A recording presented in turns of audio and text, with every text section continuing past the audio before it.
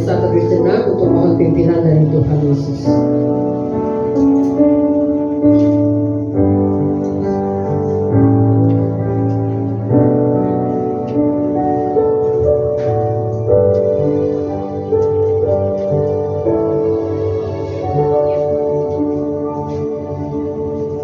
Amin. Jemaat yang terkasih, saya sudah bangkit berdiri, kita nyanyikan satu lagu, Hai Mari Berhimpun.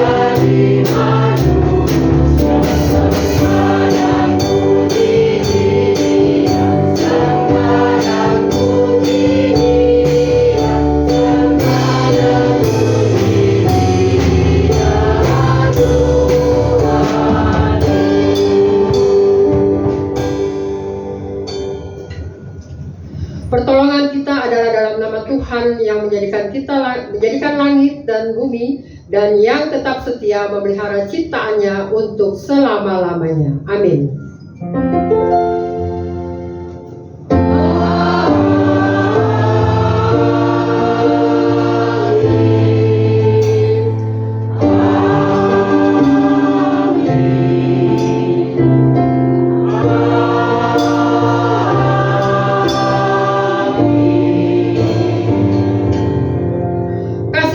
Dan damai sejahtera dari Allah Bapa kita dan dari Tuhan kita Yesus Kristus menyertai saudara sekalian. Tuhan besertamu.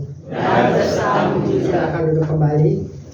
Nats yang mengawali ibadah kita pada pagi hari ini diambil dari kitab Mazmur 20 ayat 4, 8 dan 20. Saya akan membacakan ayat 4, nanti Bapak Ibu semua membacakan ayat 8 dan 20. Tuhan semesta alam, berapa lama lagi murka-Mu menyala sekalipun umat-Mu berdoa. Ya, sama-sama. Telah Kau ambil pohon anggur dari Mesir, telah Kau bangsa-bangsa 20. Ya Tuhan Allah semesta alam, pulihkanlah kami. Buatlah wajah-Mu bersinar, maka kami akan selamat. Ya, kita akan menyanyikan, setelah kita akan masuk ke doa pengakuan dosa, kita akan menyanyikan KPPK 283. lebih dekat padamu.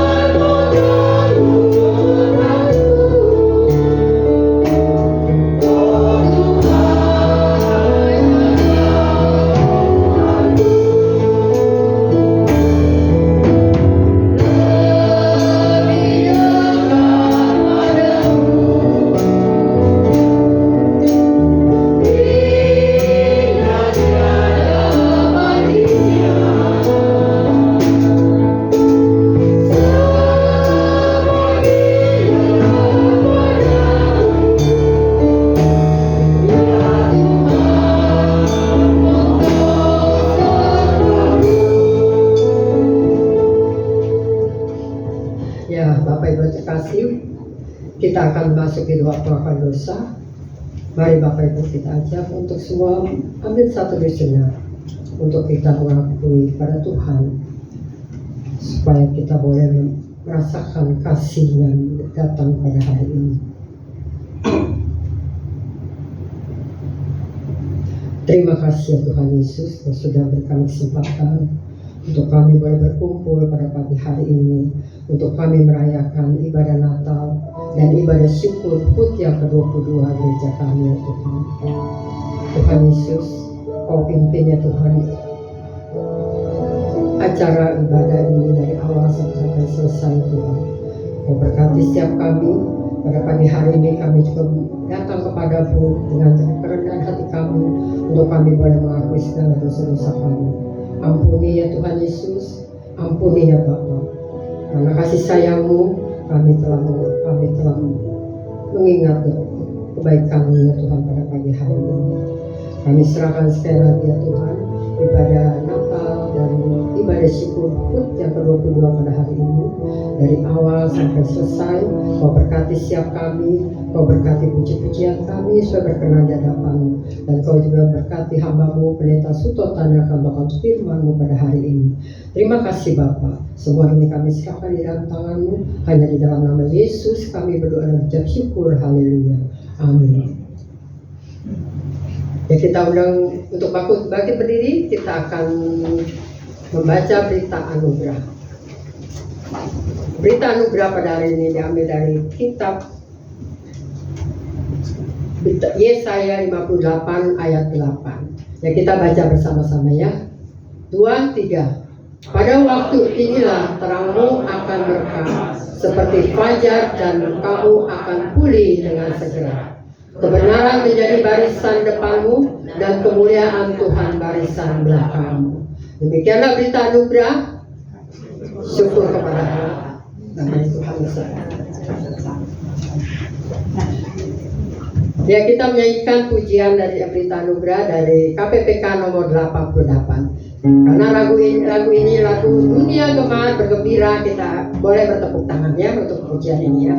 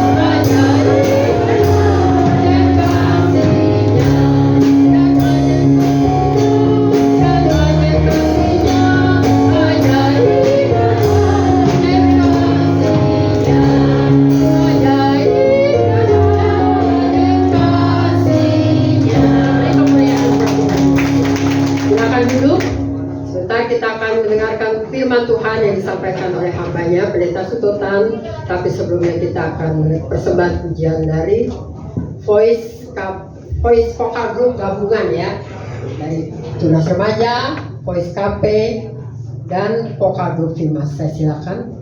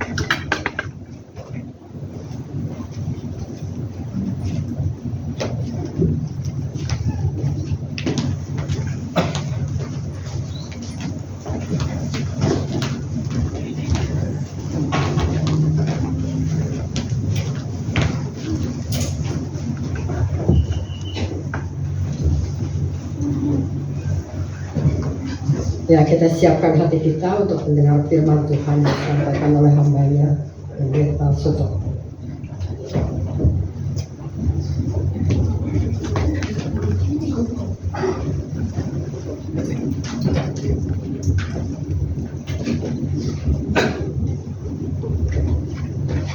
Mari kita akan berdoa sebelum firman Tuhan disampaikan pada pagi hari ini. Kami bersyukur kepadamu Bapa Surgawi, kesempatan yang kembali Tuhan anugerahkan bagi setiap kami hari ini. Khususnya ketika kami hari ini bisa merayakan bersama-sama, merayakan Natal, hari kelahiran Tuhan Yesus. Dan kami juga bersyukur hari ini kami bisa merayakan ulang tahun gereja yang ke-22 tahun. Tuhan, biarlah ketika kami akan mendengar apa yang mau Tuhan katakan melalui pemberitaan firman, firman itu boleh memberkati kehidupan kami. Roh Kudus yang berikan kami pencerahan, sehingga kami bisa mengerti apa yang kami dengar, dan kami pun bisa melakukan firman itu dalam hidup kami. Di dalam nama Tuhan Yesus kami berdoa dan mengucap syukur. Amin. Kita akan buka bersama-sama Alkitab kita dari Kisah Para Rasul pasal yang ketiga. Kisah Para Rasul pasal yang ketiga ayat 19 sampai ayat yang ke-26. Saya akan membacakan untuk kita mendengarkannya bersama-sama. Kisah Para Rasul pasal yang ketiga ayat 19 sampai 26, firman Tuhan berkata demikian. Karena itu sadarlah dan bertobatlah supaya dosamu dihapuskan, agar Tuhan mendatangkan waktu kelegaan dan mengutus Yesus yang dari semula diuntukkan bagimu sebagai Kristus. Kristus itu harus tinggal di sorga sampai waktu pemulihan segala sesuatu, seperti yang difirmankan Allah dengan perantara nabi-nabinya yang kudus di zaman dahulu. Bukankah telah dikatakan Musa, Tuhan Allah akan membangkitkan bagimu seorang nabi dari antara saudara-saudaramu, sama seperti aku. Dengarkanlah dia dalam segala sesuatu yang akan dikatakannya kepadamu. Dan akan terjadi bahwa semua orang yang tidak mendengarkan nabi itu akan dibasmi dari umat kita. Dan semua nabi yang pernah berbicara, mulai dari Samuel dan sesudah dia telah bernubuat tentang zaman ini, kamulah yang mewarisi nubuat-nubuat itu dan mendapat bagian dalam perjanjian yang telah diadakan Allah dengan nenek moyang kita, ketika ia berfirman kepada Abraham, oleh keturunanmu semua bangsa di muka bumi akan diberkati. Dan bagi kamulah pertama-tama Allah membangkitkan hambanya dan mengutusnya kepada kamu, supaya ia memberkati kamu dengan memimpin kamu masing-masing kembali dari segala kejahatanmu. Demikianlah firman Tuhan yang berbahagia kita yang membaca, merenungkan dan yang melakukan firman itu dalam hidup kita. Maranatha.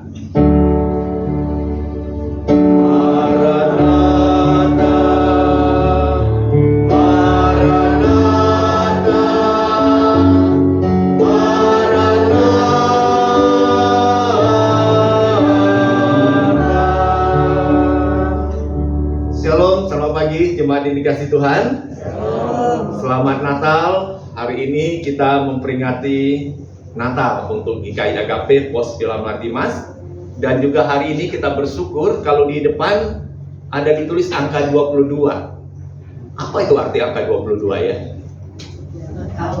Ulang tahun gereja kita, GKI Agape Pos Pilamati Mas yang ke-22 tahun. Udah lumayan ya 22 tahun ya.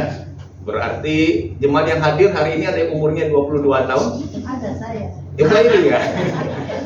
Kalau kita ingat umur 22 itu berarti seorang yang sudah masuk masa apa sebetulnya? Mulai masuk pemuda-pemudi. Ya, energi, wah pokoknya segala sesuatu dilakukan dengan penuh semangat. Dia meniti masa depannya pada umur-umur seperti itu. Dan hari ini firman Tuhan yang akan kita dengarkan pemberitaannya berbicara tentang pribadi yang memulihkan. Bicara tentang pemulihan, itu dirindukan oleh setiap orang pada saat hidupnya sedang mengalami kehancuran.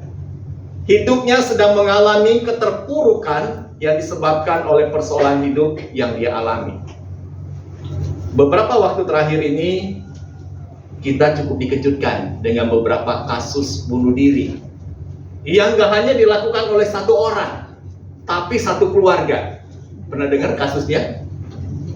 Di Jakarta, seorang bapak membunuh 4 orang anaknya, masih kecil-kecil. Mungkin yang paling besar sekitar 6 tahunan atau 8 tahun mungkin ya, belum sampai. Yang paling kecil itu 1 tahun lebih sedikit. Setelah dia bunuh anaknya 4 orang ini, lalu dia sendiri bunuh diri, minum mungkin racun serangga dan juga coba memotong urat nadinya, tapi nggak mati itu si bapak, ya. Dan sekarang berurusan dengan polisi. Kenapa dia bisa melakukan hal seperti itu? Karena dia mengalami keterpurukan dalam kehidupan dia. Beberapa waktu yang lalu juga ada seorang anak pemudi, tinggalnya nggak jauh dari Serpong. Dia terjun bebas dari apartemennya. Kenapa dia terjun bebas? Putus cinta tuh, ya. Putus cinta, cintanya ditolak, lalu dia putus asa, dia terjun dari apartemennya, mati. Itu hanya 2 kasus. Belum lagi kasus-kasus yang lain yang terjadi di tengah-tengah kehidupan kita.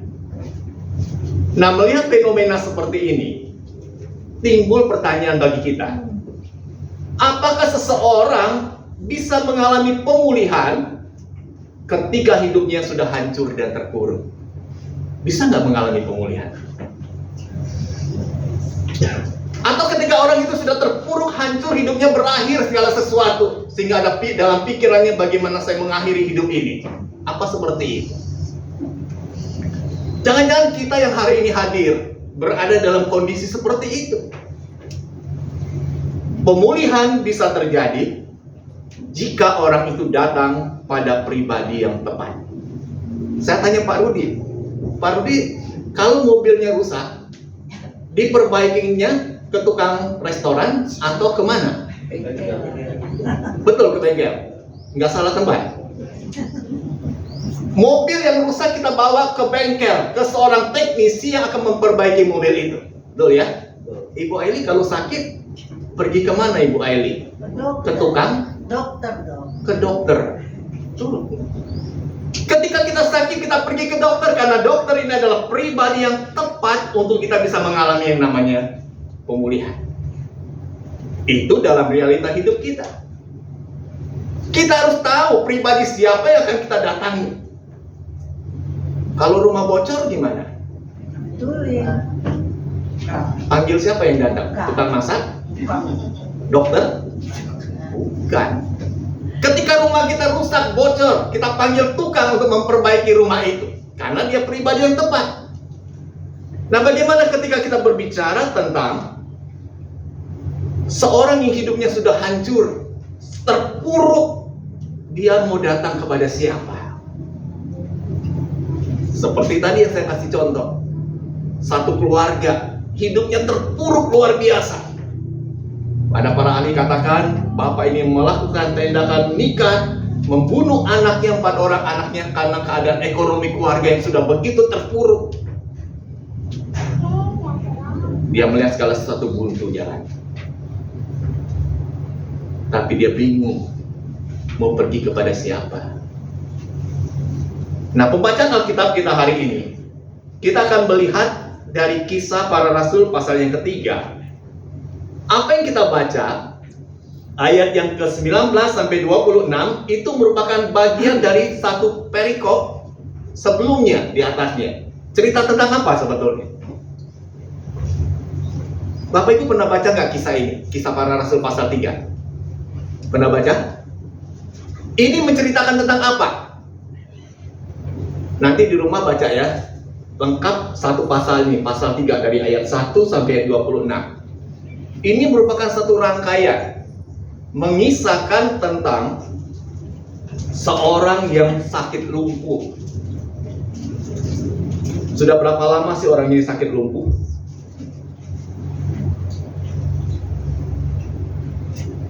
Kita perhatikan coba ayat yang kedua dulu. Jadi orang lumpuh ini, dia seringkali duduk meminta-minta di bait Allah. Di ayat kedua dikatakan seperti ini. Di situ ada seorang laki-laki yang lumpuh sejak lahirnya. Kasihan nggak ini laki-laki ini? Pernah nggak lihat orang yang lumpuh sejak lahir? Pernah nggak lihat orang lumpuh sejak lahir? Kalau ada seorang yang sakit sejak dia lahir ke dengan dunia ini, itu kasihan banget lihat dia. Ada yang dilahirkan dalam keadaan buta dari sejak lahir. Ada yang dilahirkan dalam keadaan lumpuh sejak lahir. Wah, kasihan sekali.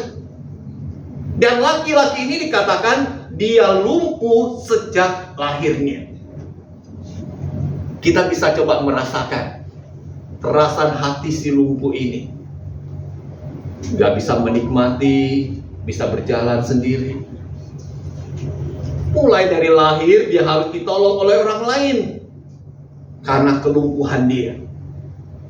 Jadi ada seorang laki-laki yang lumpuh sejak lahir sehingga dia harus diusung, nggak bisa jalan sendiri.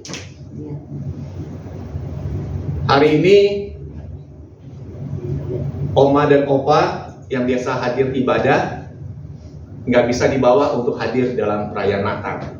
Ya kenapa? Karena ibadahnya kita adakan di lantai 2. Ya, lantai 2 itu nggak bisa. Dulu waktu Paskah ada baptisan, kita gotong dari bawah. Itu masih bersyukur ada yang kuat-kuat badannya. Tapi sekarang oma-omanya udah mulai badannya gede-gede. Udah gemuk-gemuk, ngangkatnya agak ngeri juga tuh. Kalau jatuh gimana? Jadi lebih aman dah, nggak usah ikut ibadah dulu aja. Ibadahnya nanti online sore aja. Jadi rekaman ibadah hari ini nanti akan diputarkan di sore hari untuk mereka ikut ibadah. Jadi bicara tentang diusung itu bukan perkara yang enak. Kita mengandalkan orang lain untuk memindahkan kita dari satu tempat ke tempat yang lain. Dan orang ini dia lumpuh dari sejak lahir. Waktunya dia habiskan untuk apa? Duduk di bait Allah untuk meminta-minta. Ada harapan nggak ada orang model seperti untuk mengalami pemulihan? Ya. Yang bisa dia lakukan hanya meminta-minta setiap hari, minta belas kasihan orang yang datang ke bait Allah untuk memberi sedekah kepada dia. Ini yang dilakukan oleh orang lumpuh ini. Mungkin dalam pikirannya siapa yang bisa menolong aku, membebaskan aku, memulihkan aku. Dia berharap pada suatu kali bisa ada seorang yang bisa menolong dia, membebaskan dia dalam keadaan keterpurukan dia. Kita kalau dalam hidup ini nggak ada uang, nggak ada kerjaan, itu perkara ini susah atau mudah ya kita hadapi? Susah ya? Nggak ada kerjaan, nganggur, hari-hari cuma makan, tidur, nggak bisa lakukan apa-apa, nggak ada income, susah kita menjalani hidup. Kita bergumul hari-hari kita karena apa? Karena kelemahan tubuh kita lebih susah lagi. Tapi kalau kita bayangkan orang lumpuh ini dari sejak dia lahir, dia dalam keadaan lumpuh, betapa susahnya hidupnya. Kalau zaman sekarang ini, kalau udah dalam keadaan terpuruk seperti yang saya kasih contoh tadi, seorang papa yang menghabisi keluarganya karena menghadapi keterpurukan dalam hidup. Seorang remaja putri yang mengakhiri hidupnya dengan terjun dari apartemennya karena putus cinta. Tapi orang lumpuh ini nggak melakukan tindakan nekat seperti itu. Sehingga pada waktu dia sedang ada di bait Allah sedang mengemis, pada waktu itu datanglah Petrus dan Yohanes. Dia datang menjumpai orang lumpuh ini. Orang lumpuh ini pikir ketika Petrus dan Yohanes mendatangi dia bisa mendapatkan sedekah yang biasa diberikan oleh orang-orang datang yang ada di bait Allah. Tetapi apa yang dikatakan oleh Petrus? Coba kita lihat ayat yang ketiga. Ketika orang itu melihat bahwa Petrus dan Yohanes hendak masuk ke bait Allah. Ia meminta sedekah. Wajarnya seperti ini ya. Kalau kita bertemu dengan seorang pengemis, dia melihat menatap wajah kita, yang diharapkan apa? Bukan hanya senyuman kita loh. Yang diharapkan kita buka dompet, kasih dia uang sedekah. Dan si lumpuh ini juga berharap ketika Petrus dan Yohanes hadir, mereka mengharapkan Petrus dan Yohanes memberikan sedekah. Tetapi apa yang dikatakan oleh Petrus? Ayat yang keempat. Mereka menatap dia. Dalam hal ini Petrus dan Yohanes, dan Petrus berkata, lihatlah kepada kami. Lalu orang itu menatap mereka dengan harapan akan mendapat sesuatu dari mereka. Tetapi Petrus berkata, emas dan perak tidak ada padaku. Kecewa nggak kira-kira si orang lumpuh ini? Mengharapkan sesuatu yang diberikan sebagai sedekah, tapi Petrus keluarkan kata-kata apa? Emas dan perak nggak ada padaku. Jadi yang ada apa? Yang lebih berharga dan lebih bernilai daripada emas dan perak itu.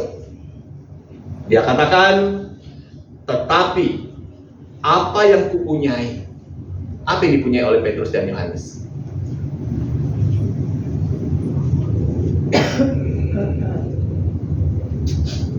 Apa yang kupunyai, kuberikan kepadamu.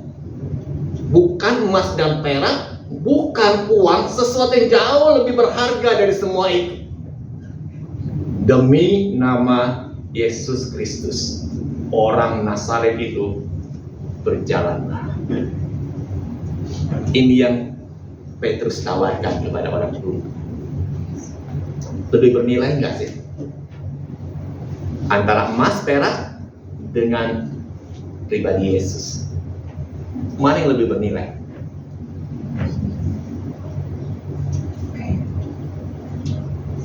Jadi hari ini kita akan belajar melihat, bicara tentang pribadi yang memulihkan. Siapa pribadi yang dapat memulihkan itu? Dari pembacaan nas pembimbing ibadah hari ini, tadi kayaknya di teks itu ada kesalahan tulis kayaknya ayat. Ya, coba kita lihat di dalam Mazmur 80, Mazmur 80 ayat 4, 8 dan ayat yang ke-20. Apa yang dikatakan oleh firman Tuhan di dalam ayat-ayat itu? Mulai dari ayat keempat, Mazmur 80 ayat yang keempat.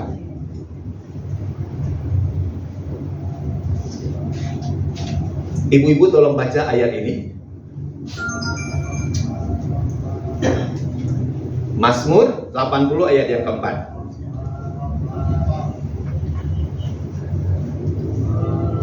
Ibu-ibu datang hari ini?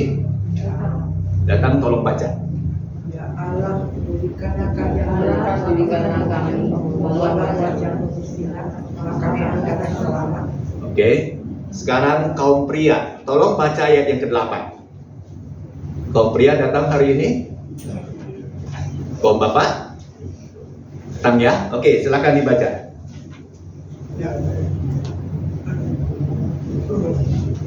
Ya, kaum bapak, silakan tolong baca. Ya, sekarang anak kami, buatlah wajahmu bersinar, maka kami akan selamat. Bapak-bapaknya tadi mungkin karena nyanyinya terlalu semangat, suaranya hilang waktu baca nas Alkitab ya. Ulangi sekali lagi, ayat yang ke-8. Ya Allah, berikanlah kami, buatlah wajahmu bersinar, maka kami akan selamat. Ayat yang ke-20 kita lihat. Ya Tuhan, Allah semesta alam, pulihkanlah kami, buatlah wajahmu bersinar, maka kami akan selamat. Jadi siapakah pribadi yang dapat memulihkan ini? Pemazmur ungkapkan dari 3 ayat ini, yaitu Tuhan semesta alam. Luar biasa ya. Jelas dia katakan, dia memohon Tuhan semesta alam, pulihkanlah kami. Jadi hanya Allah Sang Pencipta itu yang dapat memulihkan hidup seseorang. Hari ini kita bersyukur kita bisa menggunakan ruangan ini dalam keadaan lampu PLN yang menyala. Semalam itu kita was-was loh sebetulnya. Ya, Pak Yun telepon saya, Pak, lampu gereja mati. Saya bingung, mati kenapa? Udah lihat belum screen-nya turun atau enggak? Jadi itu berlangsung habis kita latihan, mungkin sekitar jam 10 atau jam 11. Saya coba lihat di CCTV juga, posisi TV-nya error ya.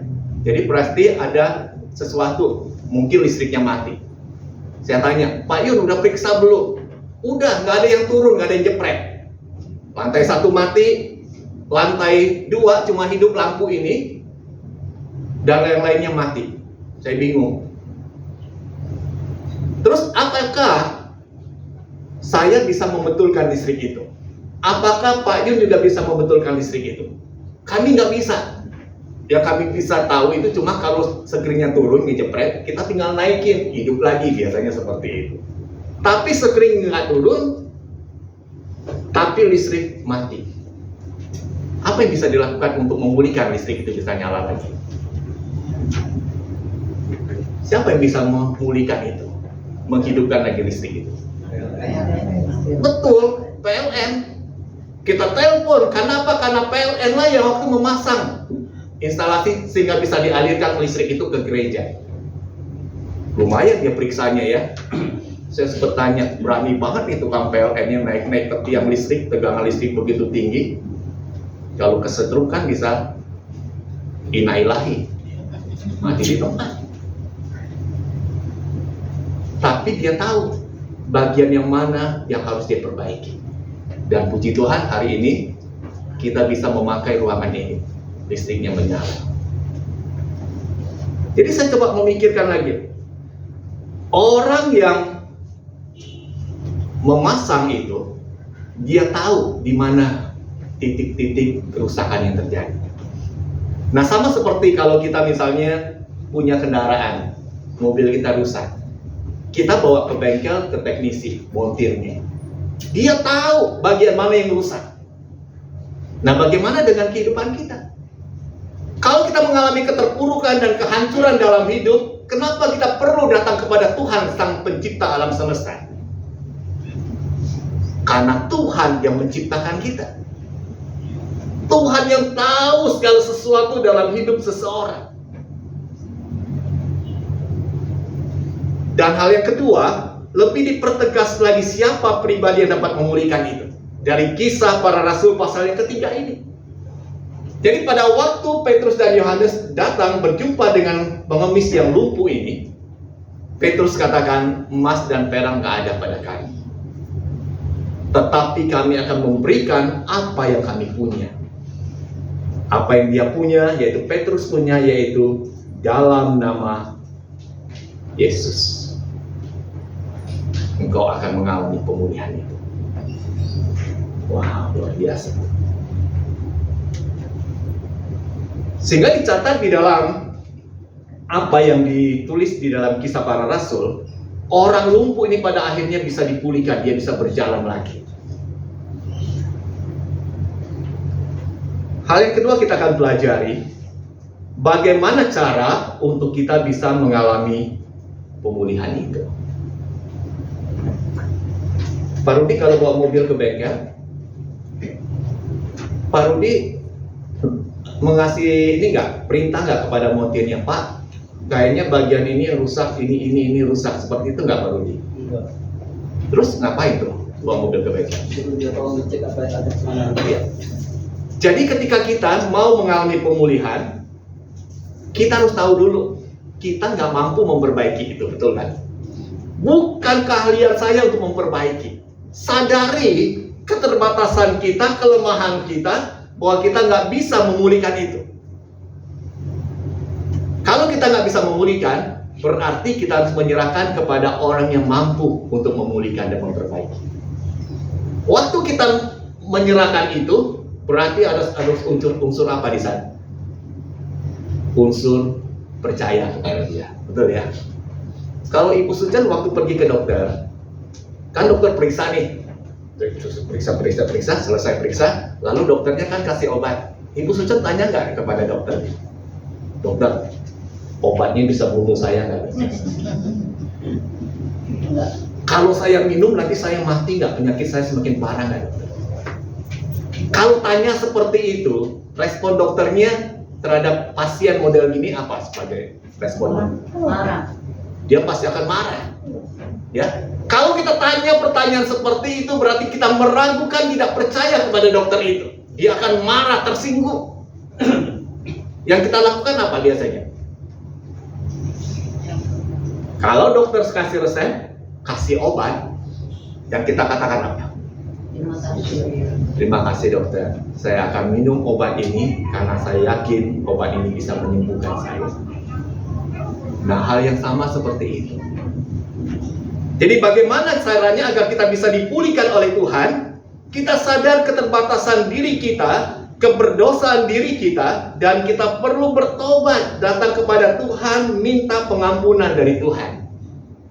Bapak Ibu, coba ketika saya merenungkan kembali keterpurukan dalam hidup seseorang, itu mayoritas hampir segala sesuatu disebabkan oleh karena apa sebetulnya?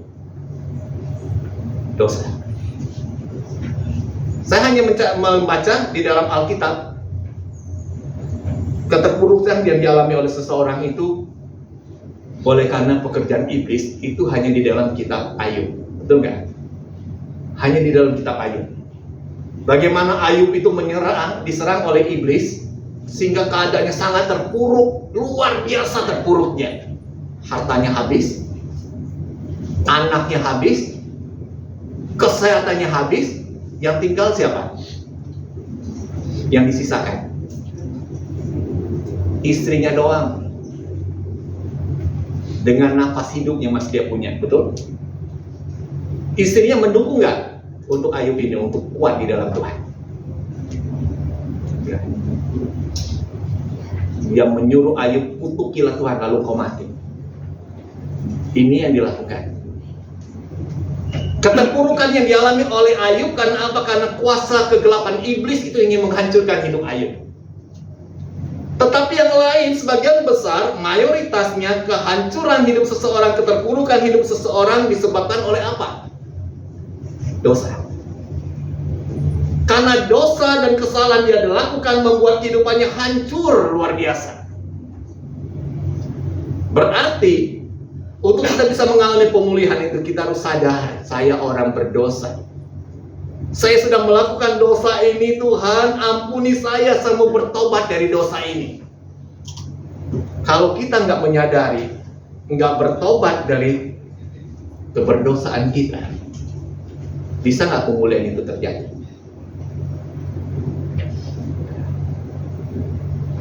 Kalau masih kita mau nyaman hidup di dalam dosa, jangan berharap terjadi pemulihan dalam hidup. Ya, beresi hidup itu, beresi dosamu itu. Bicara tentang dosa, banyak nggak yang bisa membuat kita hidup di dalam dosa itu? Banyak. Salah satunya apa? Kebencian. Ya. Kebencian itu dosa nggak sih sebetulnya Bapak Ibu? Dosa. Kebencian, dendam yang kita simpan dalam hati, kita nggak mau berdamai, kita nggak mau mengampuni, itu dosa di mata Tuhan. Jadi kalau kita mau hidup, kita mengalami pemulihan dari Tuhan, bereskan itu. Bereskan. Bertobat, tinggalkan itu. Berdamailah satu dengan yang lain. Ya, berdamai. Itu hal yang pertama. Yang kedua adalah kita percaya kepada pribadi yang dapat memulihkan itu, yaitu pribadi Yesus. Percaya dengan sungguh.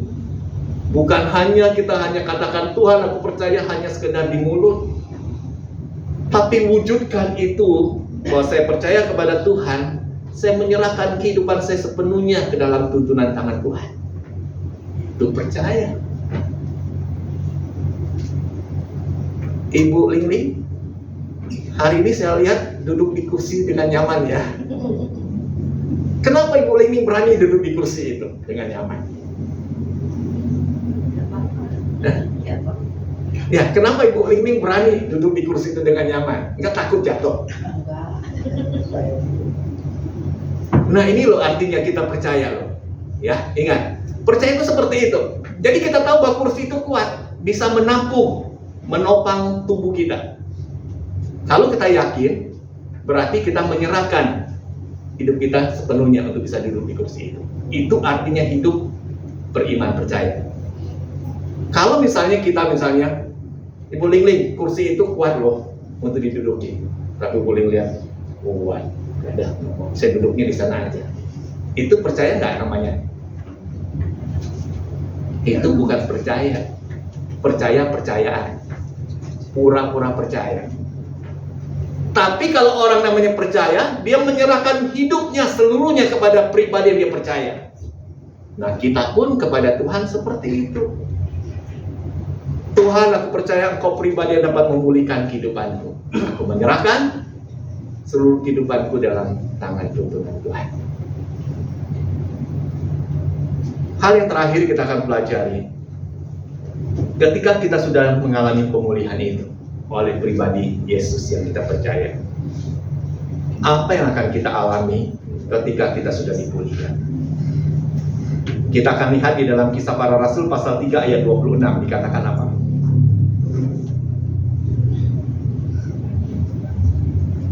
Dan bagi kamulah pertama-tama Allah membangkitkan hambanya dan mengutusnya kepada kamu, supaya ia memberkati kamu dengan memimpin kamu masing-masing kembali dari segala kejahatan.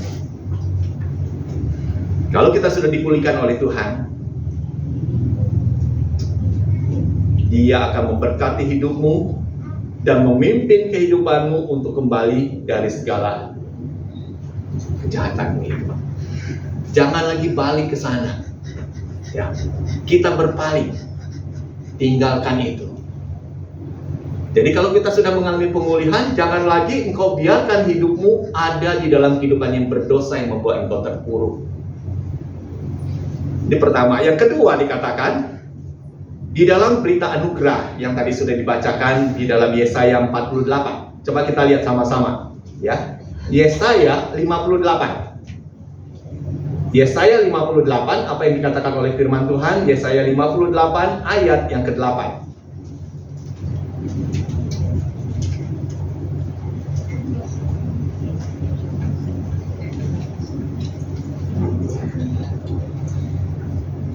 Pada waktu itulah terangmu akan merekah seperti fajar, dan lukamu akan pulih dengan segera. Kebenaran menjadi barisan depanmu, dan kemuliaan Tuhan barisan belakang. Ini akan dialami.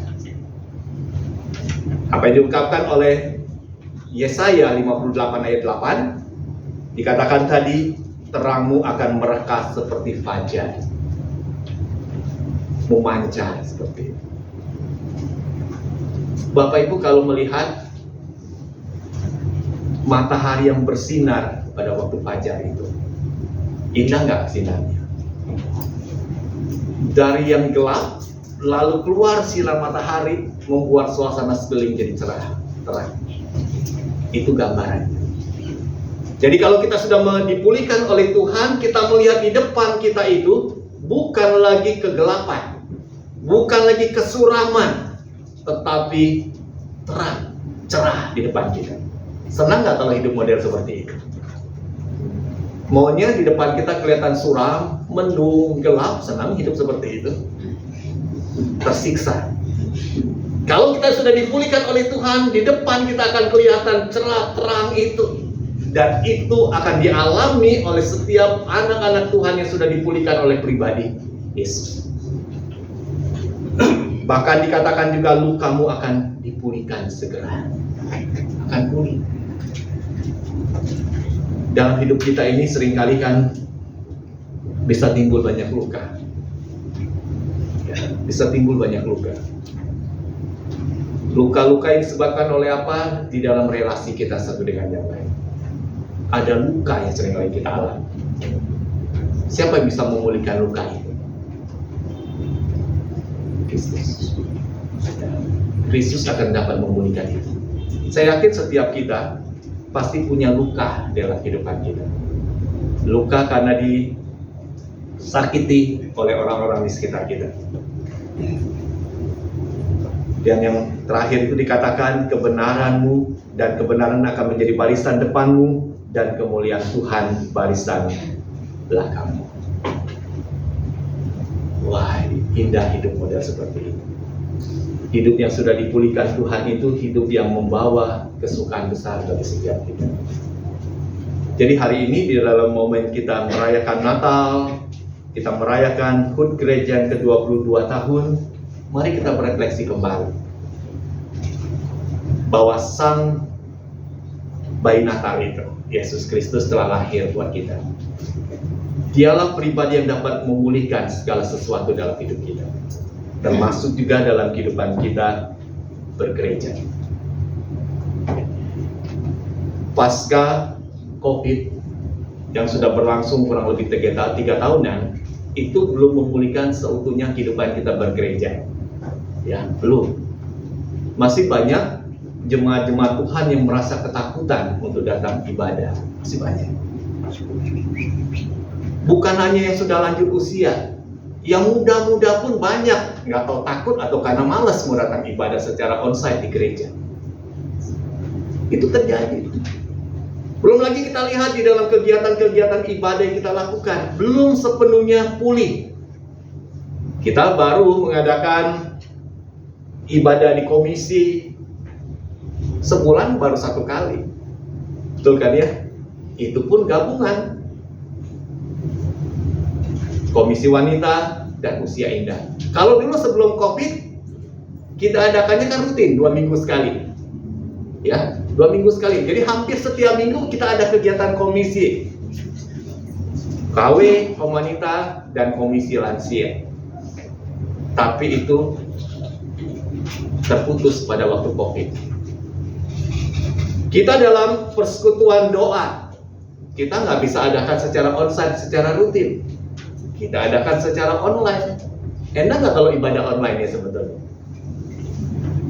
Nggak enak ya, nggak bisa bertatap muka. Tapi masih bersyukur kita bisa bersekutu. Nggak perlu jalan jauh-jauh, naik angkot, naik motor, datang ke gereja. Cukup di kamar masing-masing buka handphone, kita bisa berinteraksi, doa sama-sama. Tapi ada nggak jemaat yang ikut dengan setia? Enggak. Saya sempat bingung dulu waktu ditanya, kok nggak pernah datang ibadah doa di gereja yang aduh macet lu, hujan, capek kerjanya, terlalu malam. Sekarang online diadainnya. Dari rumah bisa kita ikuti, tetap nggak datang juga tuh. Mau diapain lagi tuh? Nah, kira-kira mau diapain kira-kira jemaat model gini?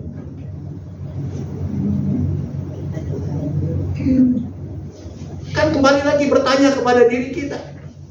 Jadi di usia 22 tahun kita kembali melihat.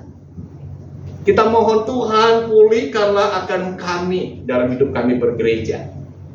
Ya, kita minta Tuhan pulihkan. Masih ada prospek nggak terjadi pemulihan itu? Masih. Kalau kita berharap kepada Tuhan pemilik gereja ini. Apalagi sekarang ini sudah mulai dihimbau lagi ya. Saya dengar ada berita dihimbau lagi nih karena COVID-nya semakin menanjak meningkat dengan tajam. Kalau ada pertemuan-pertemuan ibadah di ruang tertutup pakai masker lagi. Hari ini yang pakai masker beberapa orang ya. Tadi saya mau pakai masker lagi tapi udah agak ngos-ngosan tuh. Apalagi tadi waktu nyanyi, waduh dia bilang nggak bisa ini. Jadi kalau kondisi kita memang kurang fit, kita ada batu, pilek seperti kena flu, ya lebih baik kita amankan pakai masker. Ya, tapi selama tubuh kita masih oke fit, ya masih ada kebebasan seperti itu. Jadi hari ini pun ketika saya menyampaikan firman Tuhan, saya nggak menggunakan masker. Ya kenapa? Karena memang agak sulit untuk bisa berkata-kata dengan tertutup masker itu. Ngos-ngoskan juga napasnya, ya. Tapi karena kondisi tubuh yang masih fit, jadi saya nggak menggunakan masker. Jadi kita lihat mengikuti kondisi perkembangan dalam kehidupan kita bergereja. Kita terus memohon Tuhan, pulihkanlah kami untuk kita melangkah di tahun-tahun di depan kita. Kita berharap segala sesuatu tahun depan kegiatan ibadah itu bisa dipulihkan seperti sebelum Covid. Ya. Jadi nanti seperti kegiatan komisi lansia, kemudian komunitas, kita akan tambah kegiatan kita, pertemuan kita mungkin 1 bulan atau 2 kali. Sekarang ini masih kita gumulkan juga kehidupan untuk pelayanan komisi sekolah minggu.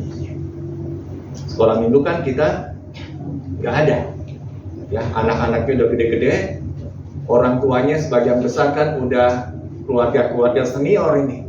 Jadi kalau keluarga senior kan anak-anaknya udah gede-gede biasanya, ya, udah jadi pemuda remaja. Jadi kita masih gumulkan biar sekolah minggu pun bisa kembali ada di dalam gereja kita di tempat ini. Kita doakan sama-sama. Jadi dengan apa yang sekarang ini sudah dilakukan melalui tim Aser yang giat untuk bisa mempererat persekutuan kita satu dengan yang lain, ya kembangkanlah terus itu. Tadi saya tanya tim Aser datangnya jam berapa hari ini?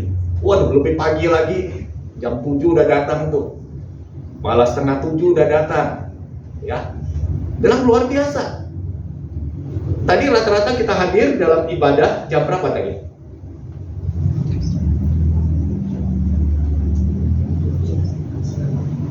Jam 8 kan ya? Sekarang kita kan rutin jam 8. Kita sudah hadir untuk apa datang jam 8? Ada perjamuan kasih sama-sama, menikmati sarapan pagi bersama. Jalankan itu, nggak apa-apa. Ya, sehingga persekutuan kita satu dengan yang lain lebih erat.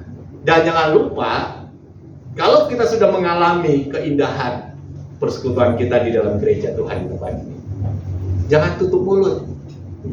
Ya, kalau kita mengalami sesuatu yang begitu berkesan dalam hidup saya, harusnya kita lakukan apa? Cerita dong, betul ya? Ceritanya sama siapa? Sama teman-teman yang belum bergabung dengan kita. Kita cerita, ayo ikut dengan saya dong. Kita nikmati keindahan persekutuan. Sebelum kita ibadah, kita bisa sama-sama bersarapan pagi dengan teman-teman di gereja.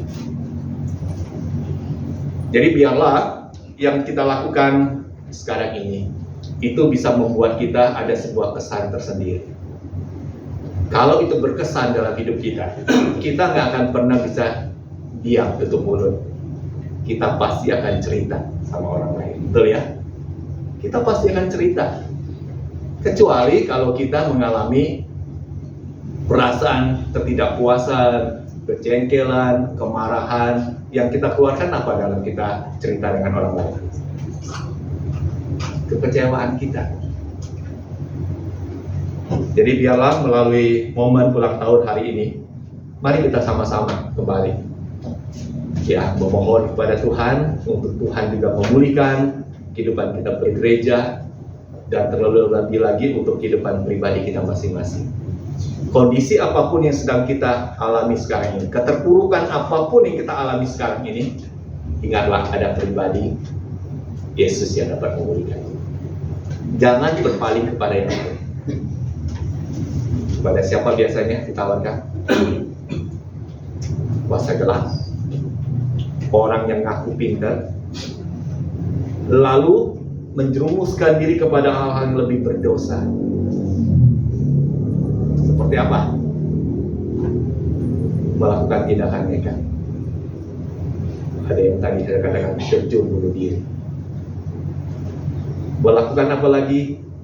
Mabuk-mabukan, narkoba. Waduh, hancur hidupmu. Bukan dipulihkan, kehancuran akan menghancuri hidupmu. Tapi kalau kau ada dalam keterpurukan, datang kepada pribadi yang dapat memulihkan itu, yaitu Yesus Kristus. Amin firman Tuhan. Kita mau berdoa. Tuhan, terima kasih untuk firman-Mu yang boleh kami dengarkan pemberitaannya hari ini. Engkau tahu akan keberadaan setiap kami sebagai umat-Mu hari ini. Mungkin kami berada dalam kondisi yang terpuruk, kondisi yang sedang berputus asa, kehidupan yang hancur, tapi bukan berarti itu sudah menjadi akhir kehidupan kami. Hari ini kami mendengar kembali firman dari kisah seorang yang lumpuh dari sejak lahir. Pada waktu dia berjumpa kepada pribadi yang dapat memulihkan, yaitu Yesus Kristus, dia mengalami pemulihan itu. Biarlah kami pun juga boleh mengalami pemulihan dalam hidup kami. Waktu kami sadar kami orang berdosa, kami telah melakukan dosa dalam hidup kami, kami bertobat dan kami menyerahkan kehidupan kami percaya sepenuhnya kepada pribadi Yesus itu. Terima kasih Tuhan buat firman-Mu hari ini. Terus tuntun langkah hidup kami ketika kami akan melangkah hari demi hari akan Tuhan anugerahkan bagi setiap kami. Di dalam nama Tuhan Yesus kami berdoa dan mengucap syukur. Amin.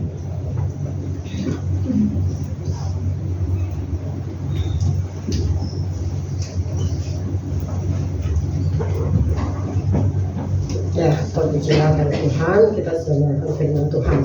Selanjutnya kita akan acara kita untuk candlelight ya. Semua udah ini kan, nanti candlelight ini dipimpin oleh pendeta Sutopo.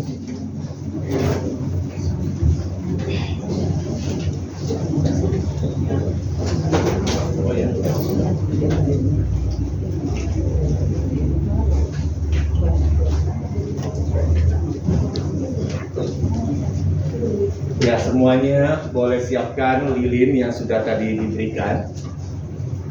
Saya akan membagikan nyala lilin, kemudian akan dibagikan buat penginjil Luki dan juga diakan Rudi, dan mereka berdua akan menyalurkan terang lilin itu, nyala lilin kepada jemaat.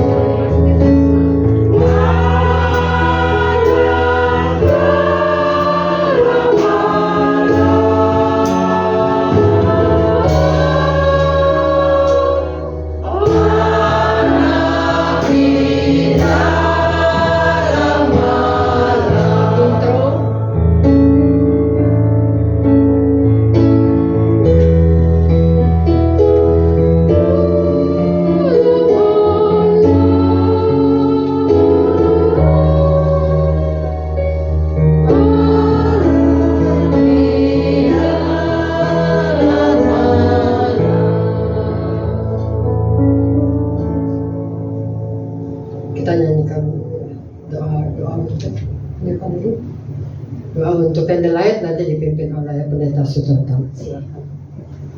Bapa, di dalam nyala terang lilin yang kami nyalakan pada saat ini, biarlah kami boleh secara pribadi refleksi kembali akan pribadi Yesus yang dapat memulihkan itu dalam hidup setiap kami.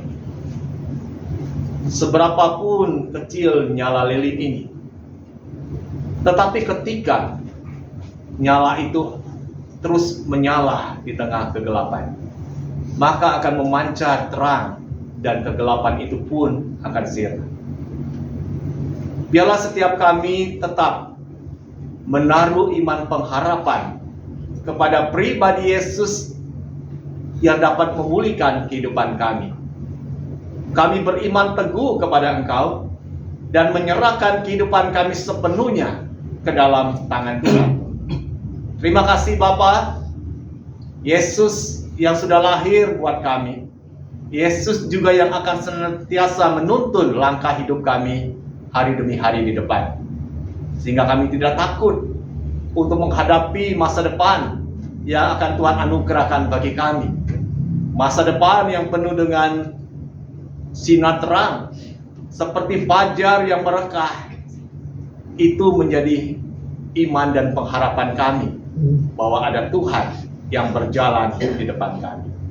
Terima kasih Bapa, hanya di dalam nama Tuhan Yesus kami berdoa dan mengucap syukur. Amin. Ya, lilin boleh dinyalakan, boleh ditiup, dimatikan. Terima kasih. Silakan lampu dinyalakan kembali.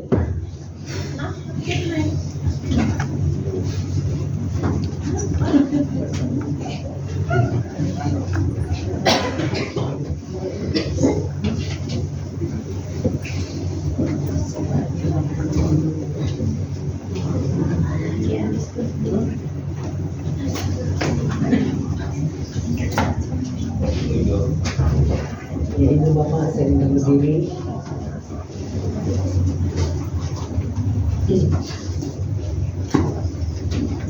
Marilah kita bersama dengan umat Allah di masa lalu, masa kini dan masa depan, mengingat pengakuan pada baptisan kita menurut pengakuan iman rasuli. Aku percaya kepada Allah, Bapa yang Maha Kuasa, Hari Tanggung dan Bumi, dan kepada Yesus Kristus, Anak yang tunggal Tuhan kita, yang dikandung daripada Roh Kudus, lahir dari anak darah Maria, yang menderita sengsara di bawah pemerintahan Pontius Pilatus, disalibkan, mati dan dikuburkan, turun ke dalam kerajaan maut, pada hari ketiga bangkit pula dari antara orang mati, naik ke surga, duduk di sebelah kanan Allah, Bapa yang Maha Kuasa, dan dari sana Dia akan datang untuk menghakimi orang yang hidup dan yang mati. Aku percaya kepada Roh Kudus, gereja yang kudus dan sama, persekutuan orang kudus, pengampunan dosa, kebangkitan orang mati, dan hidup yang kekal. Amin. Silakan duduk.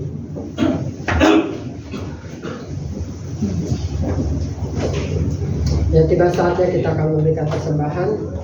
Persembahan ini diawali dengan nats persembahan yang diambil dari kitab Mazmur pasal 90 ayat 96 ayat 8. Berilah kepada Tuhan kemuliaan namanya, bawalah persembahan dan masuklah ke pelatarannya.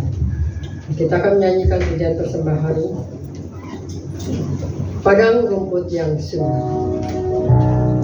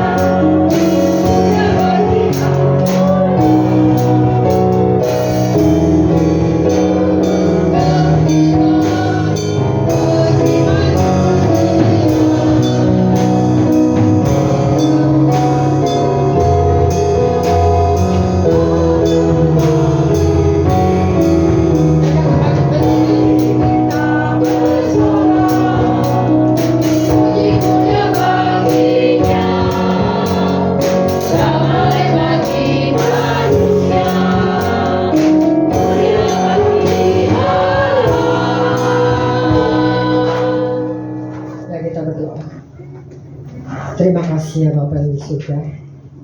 Kami sudah diberi kesempatan, kami boleh memberikan persembahan yang asalnya dari mulia Tuhan. Kau berkati persembahan kami pada hari ini. Kau berkati majelis yang mengelola persembahan ini untuk dipakai di gerejamu ini Tuhan. Terima kasih ya Tuhan Yesus. Kami serahkan persembahan ini dalam tangan-Mu. Hanya di dalam nama Yesus kami berdoa dan mengucap syukur. Haleluya. Amin. Kita akan mengakhiri ibadah Natal pada hari ini. Dan nanti setelah doa pengutusan kita akan memasuki acara khut. Kita nyanyikan pujian pengutusan Hidung Berkat. Dan nanti kita diberkati oleh doa pengutusan oleh hambanya Pendeta Sutopo.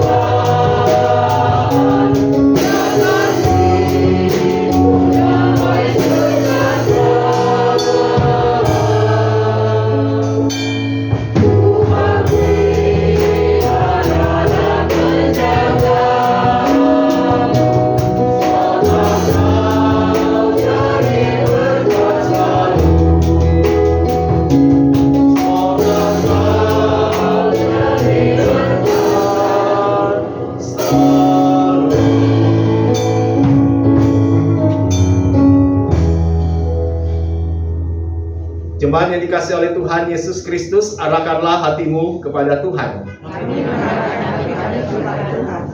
Jadilah saksi Kristus, terpujilah Tuhan, dan terimalah berkat Tuhan. Tuhan memberkati engkau dan melindungi engkau. Tuhan menyinari engkau dengan wajah-Nya dan memberi engkau kasih karunia. Tuhan menghadapkan wajah-Nya kepadamu dan memberi engkau damai sejahtera. Amin.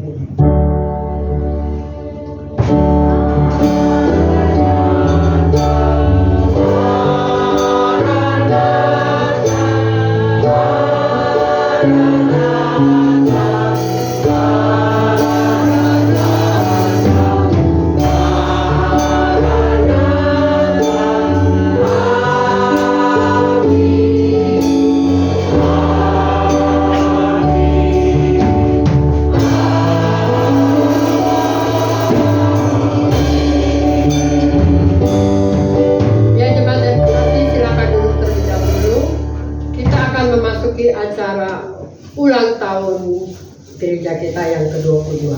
Ya, sementara nanti pengurus akan menyiapkan kue ulang tahunnya, dibawa ke atas, disiapkan di meja ini. Dan kita akan sebelumnya kita akan mendengarkan kata sambutan dari panitia Natal, yaitu Diakon Rudi. Saya silakan.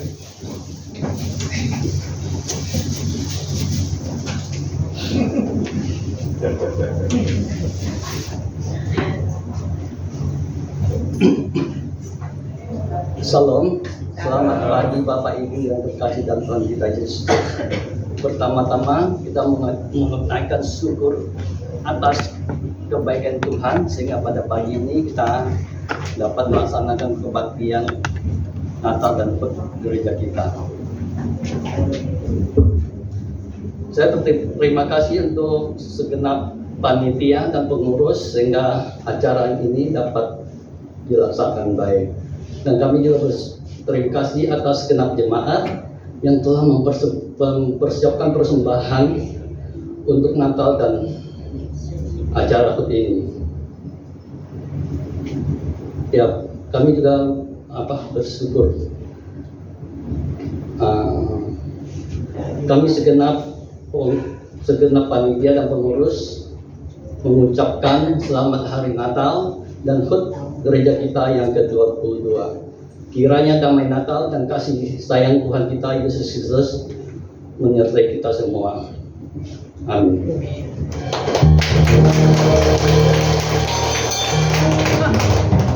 Ya, terima kasih pada Diakan Rudi untuk kata sambutannya. Tuhan berkati.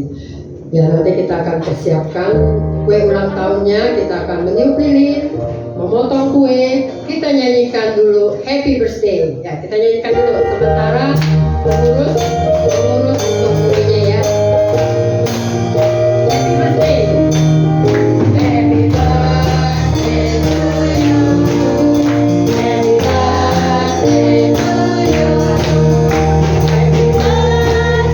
happy birthday, happy birthday, happy birthday. Happy birthday to you. Happy birthday to you. Happy birthday,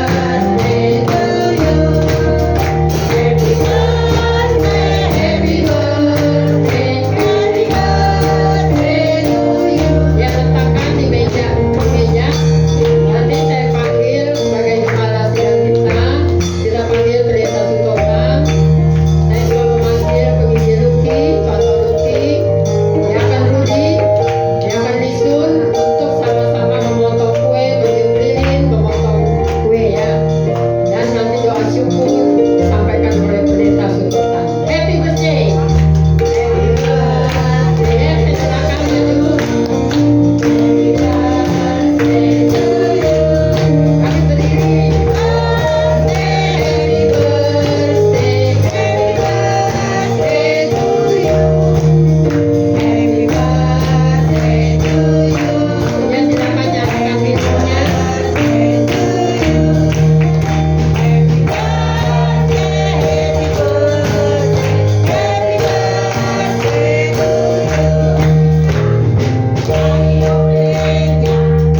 happy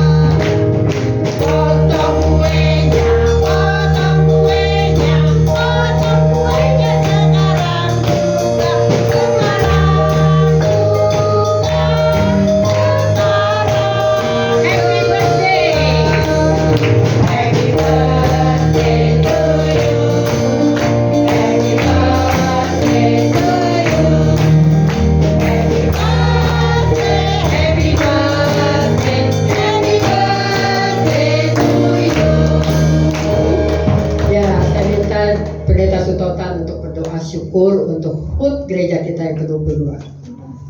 Tuhan, kami bersyukur hari ini kami bisa bersuka cita bersama-sama untuk merayakan ulang tahun gereja Tuhan GKI Agape Pos Villa Melati Mas di tempat ini. Dan kami bersyukur buat penyertaan-Mu selama 22 tahun yang kembali kami jalani bersama-sama. Banyak hal-hal besar dan ajaib yang telah Tuhan lakukan dalam gereja ini. Bahkan kami juga boleh melihat pemeliharaan Tuhan yang sungguh besar. Dan kami terus berdoa untuk tahun-tahun di depan yang akan kami jalani bersama-sama. Tuhan, biarlah Engkau sendiri yang menjadi kepala dalam gereja ini terus akan memulihkan dalam hidup kami bergereja. Sehingga apa yang menjadi rencana Tuhan buat gereja ini boleh nyata dan kami boleh melihat pertumbuhan di dalamnya. Berkati untuk seluruh pengurus yang Tuhan berikan anugerah untuk menjadi rekan-rekan sepelayanan dalam gereja-Mu, gereja Tuhan. Kami boleh tetap terbina kerjasama yang baik, dan juga untuk seluruh aktivis dan segenap jemaat, kami boleh sebagai keluarga besar di dalam Tuhan, bersama-sama boleh membangun akan kehidupan persekutuan kami. Terima kasih Tuhan Yesus, ampuni kami untuk setiap kesalahan, untuk setiap kelemahan yang kami telah hidupi, yang kami telah lakukan selama ini, dan kami terus berdoa memohon belas kasihan Tuhan untuk memulihkan hal-hal yang tidak benar, hal-hal yang menjadi kelemahan kami, sehingga ke depan akan menjadi keadaan lebih baik, dan kehidupan gereja ini pun kami boleh lihat ada sebuah pertumbuhan di dalamnya. Terima kasih Bapak. Ini doa syukur kami di hari ulang tahun gereja Tuhan. Hanya di dalam nama-Mu Tuhan Yesus kami peralaskan doa kami. Amin. Amin. Ya, silakan duduk Bapak Ibu yang terkasih. Kita selesai sudah acara ibadah Natal, rangkaian HUT DKI kita, HUT gereja kita. Tapi kita akan mengakhiri semuanya, tapi kita akan menyaksikan Ibu Pola menari. Saya silakan Ibu Pola untuk menari, mempersembahkan tarian ya untuk kita semuanya ya, untuk hadiah ulang tahun kita pada hari ini. Ya Ibu Pola, saya silakan.